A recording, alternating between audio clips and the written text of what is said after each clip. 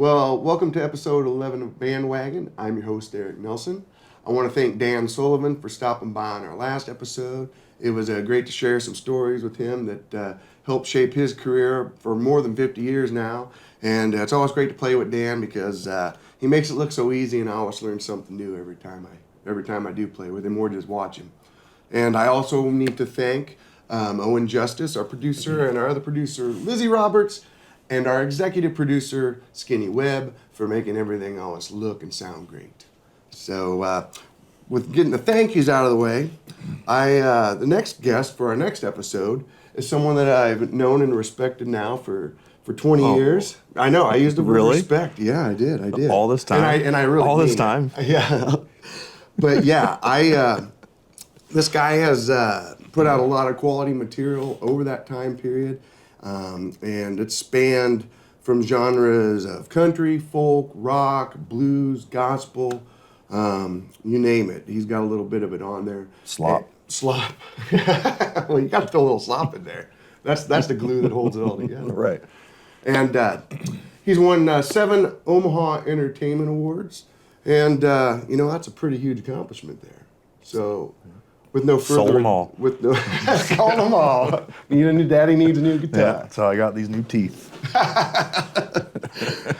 Well, with no further ado, I give you Matt Cox. Thanks for having me, Eric. Hey, man, thanks for coming on. I appreciate you agreeing to do this. Yeah.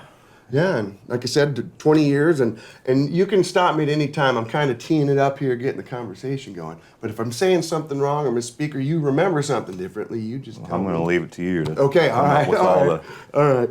All the stuff to talk about. Well, 20 years ago, roughly then, met you at the depot in Shenandoah. Sounds about right. Yep, it's run and operated by our good friend Bill Hillman, and I was playing with Ben Green at the time. Mm-hmm. I just started playing with Ben Green at the time, and I remember talking to you at the show, some of the shows and stuff. But I knew that you played guitar, and I knew that you sang. But to be honest with you, I don't think I'd seen you play or sing until actually we went into Prairie Wind Studios that was run by Skinny Webb. Right. And I went in there with you because I'd already been doing some recording there. And I had no idea how freaking awesome you were, dude. I'm serious. I mean, I was like, dude, this guy's got his shit together. I had no idea that you were as gifted on the guitar and your vocals. I had in your songwriting, I had no idea. Yeah. That's not how I remember it. Okay, well, how do you remember it? Oh, just being, kind of just thrown into all of it and meeting all you guys and just learning from all you. Just kind of, like I said, all I right, remember seeing you and just getting an talking to you. education, hanging out with all you, you guys who all been playing for a while already, and I was just kind of dipping your toes in. Yeah. When I kind of was... And I was I was playing a lot of banjo and mandolin and things like that with Ben back in the day. And cool. Wasn't really singing anywhere outside of the kitchen, or the shower. Oh, yeah. So was pretty shy about it in the early days. Yeah. Okay. Cool. But like I said, good time. And Ben had told me that you played and stuff, but I had no idea. Like I said, I had no idea. Ben introduced me to you, and then, like you said, going to Prairie Wind, then you introduced me to Skinny, and I ended up recording a bunch of tracks over there and a couple albums. Yeah. Back in the day. And he told me that those first tracks that you did, like with Getaway Sally, which is still I think probably my favorite song. That one's just stuck with me the most over the years. But he said, when he's gone back and listened to those old tracks, he's like, man, those have some magic to them. And he's serious. There's just something magical about Fortunately, I peaked, right? Yeah. Right in the beginning. It's just been ever since then. Just trying to keep it together. That was about 2006, and that was Stick Your Neck Out was the first one, right? Yes. Yeah, that was... we're not supposed to talk about that album, Eric. No. No, but I remember that's what you did with Getaway Sally on there. That's how I. I'm totally kidding. That was the first group of songs I recorded. Those are all from an open mic night. Yeah. At Mix, was it Mix? Yep. At Mix in Benson. Kind of early on when I was first starting to write songs, and I think I printed a couple hundred copies of that, sort of just as a thing to generate gas money on the road, and was kind of trying to start doing that thing and traveling around, and it worked, for the most part. It was something to have when CDs were more relevant in the early 2000s to have that little $15 thing to get your music out there. It was key back then. Now you can just tell them what link to go to. Exactly. I know, I like that. Easy. Easy. I know, it's like CD release parties. It's like, I don't know, why would you even, it's like, why do that now? You know what I mean? It's CD release, it'd just be like a bonfire. Yeah. Release party. Bring all your CDs. We're gonna release them to the atmosphere. Well, since then, man, you put out a lot of albums. How many albums in total do you have out? Like ballpark 10-ish or something like that? Let's say, somewhere in there. 10, 12, eight, maybe 9. Too many. Yeah, man. Yeah, you've been busy, and they're all quality, man. They're all quality stuff. That's what I say. I like consistently putting it out. I do like recording. I feel there's something too when I get so many songs written and stuff, and I've been playing on the same ones for a while. It just sort of seems, for whatever reason, I always feel like, okay, I've got to sort of put a bow on this chapter or whatever of songs, or it's a way for me to feel like I've completed something. Maybe it's that my own sense of accomplishment, or feel like I'm doing something with my time. To follow through with it, because it's easy to have a whole bunch of songs, but to put them all together and to have the discipline to go in the studio and stick with it and go through the changes and all, that's a lot of work, and it's exhausting. And then you do all that, and then you don't want to ever play those songs again. And it's like, all right, now I got to go out and try to play these for people. I don't want to. When you've got a couple singles coming out. Yeah. That you're working on. Doing some of that. It's really just sort of an in-between, something to kind of put out there between records, I've got, I guess, one coming out tomorrow called Ballad of the Wolf, and it's kind of fun when you're not really tied to any contracts as far as labels, or and from a true indie standpoint, I can record stuff at home and put it all out there on the internet, whether it's Apple or Spotify. Not to name drop those evil companies, but but the industry being what it is kind of nice to. You can do all that stuff for your own if you want, and if you don't have anybody telling you otherwise. So that's kind of what I've done, and real empowering. Tomorrow, this song "Ballad of the Wolf" is going to be available online, and it's kind of funny. It's sort of like an anti-single because it's 6.5 minutes long, I think. Yeah. So I think by TikTok standards, it's like a full length. Yeah. I thought about just cutting it up into a bunch of 30-second clips and releasing it as a full, collect all 6. Right. Yeah, there's a thought. But it's a tune I recorded actually last year, based on, and actually part of it's word. The first half of the song is basically word for word, stolen and borrowed from my dad's poem of the same title, Ballad of the Wolf, and he's put out a couple of books of poetry and short fiction over the years. So I can't remember if it was last year that he released that's super cool. that I didn't know that. book, but it was something I was reading in one of his books, and just the way it read, in verses, the phrasing of it was like I had the tune, but it's fairly long. Yeah. Itself, I actually had to condense it down considerably to fit it into very visual. Into you song, can visualize all of it so well. Yeah, you really can. You really can. I thought so too. So is your dad a big influence on your songwriting then when you got started? I mean, has he always been a writer doing that kind of stuff, or? Yeah, I would say so. Yeah. More, whether it's really intentional or not, I think, or whether we, in good and bad and all the in between, it's like our parents are going to influence us whether we want them to or not.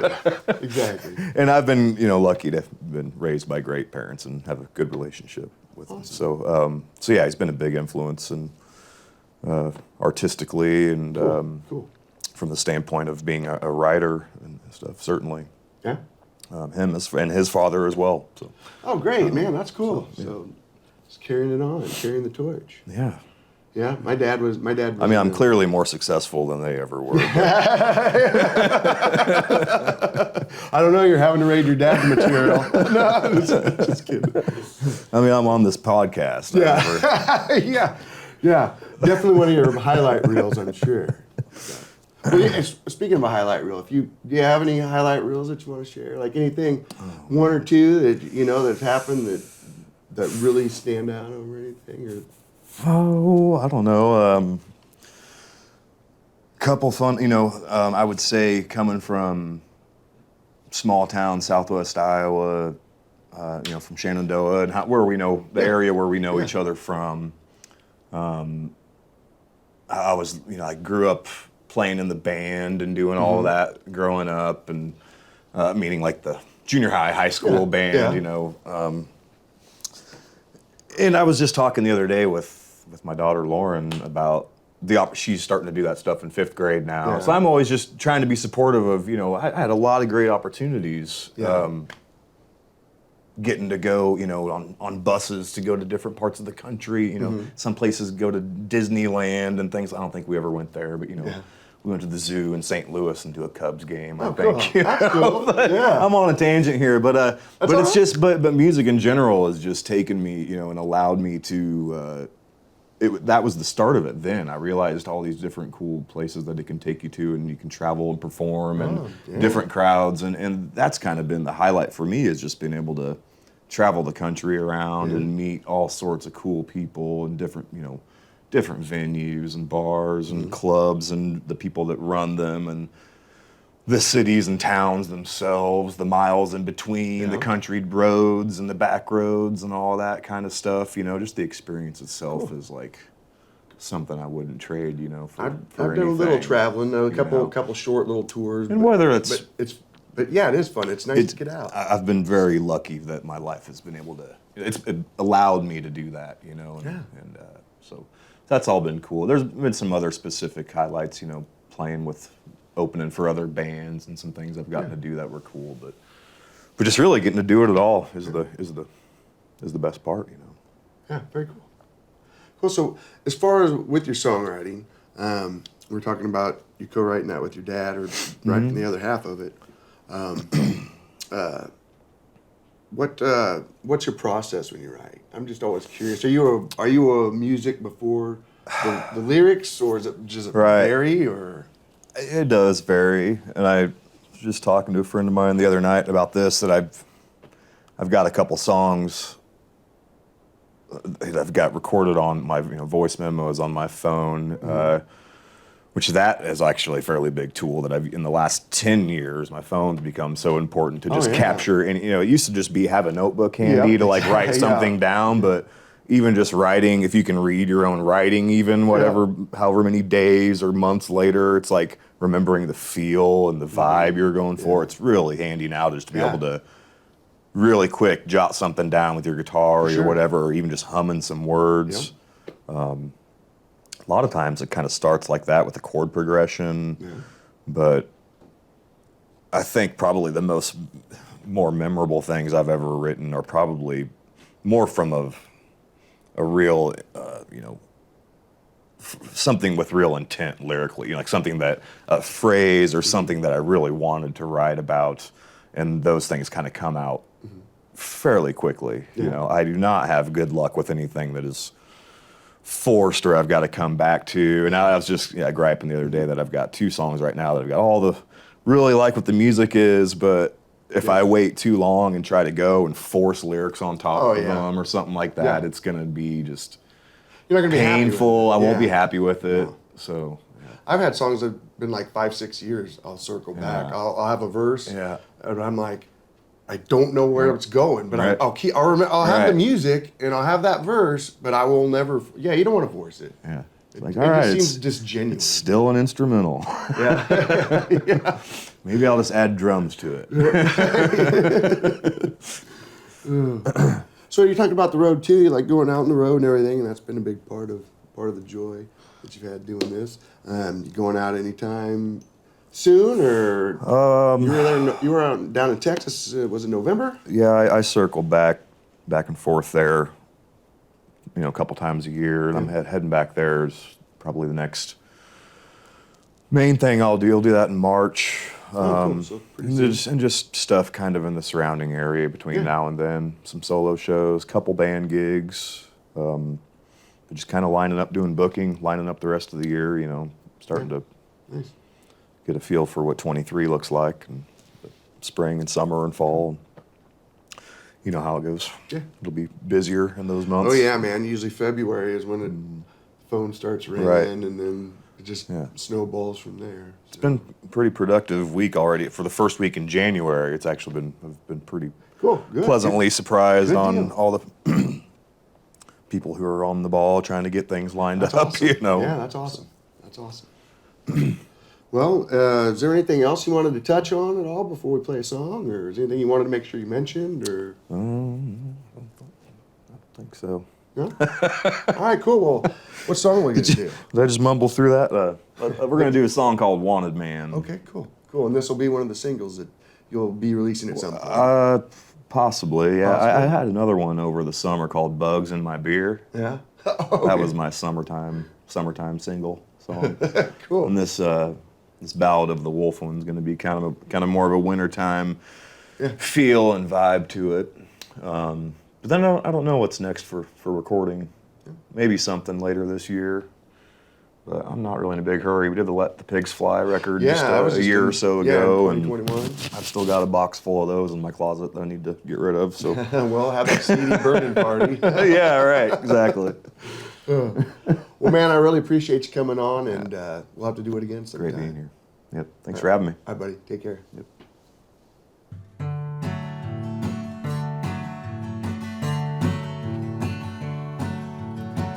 Find trouble wherever he goes, ever he goes. Slips out of town right under your nose, so no one will see. 2,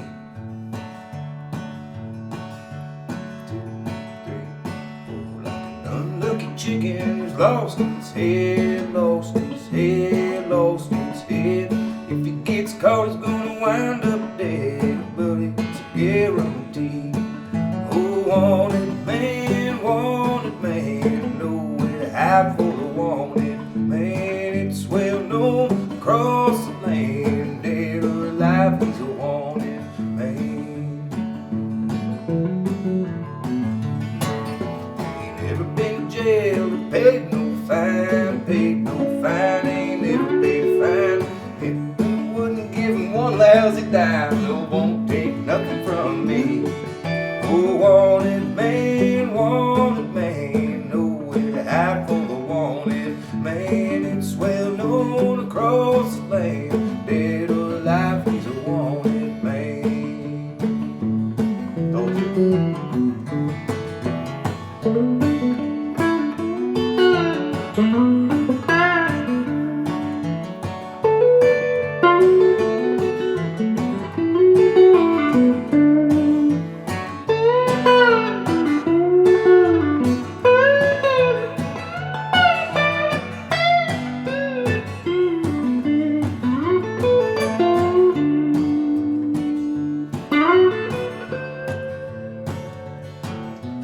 Said that I don't mind sleeping outside.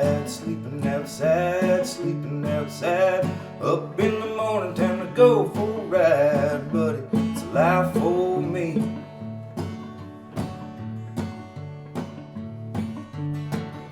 It's been so long since I heard his name. Every now and then I hear an old freight train and dream that he's still free. Oh, wanted man, nowhere to hide for the wanted man. It's well known across the land, dead or alive, he's a wanted man, wanted.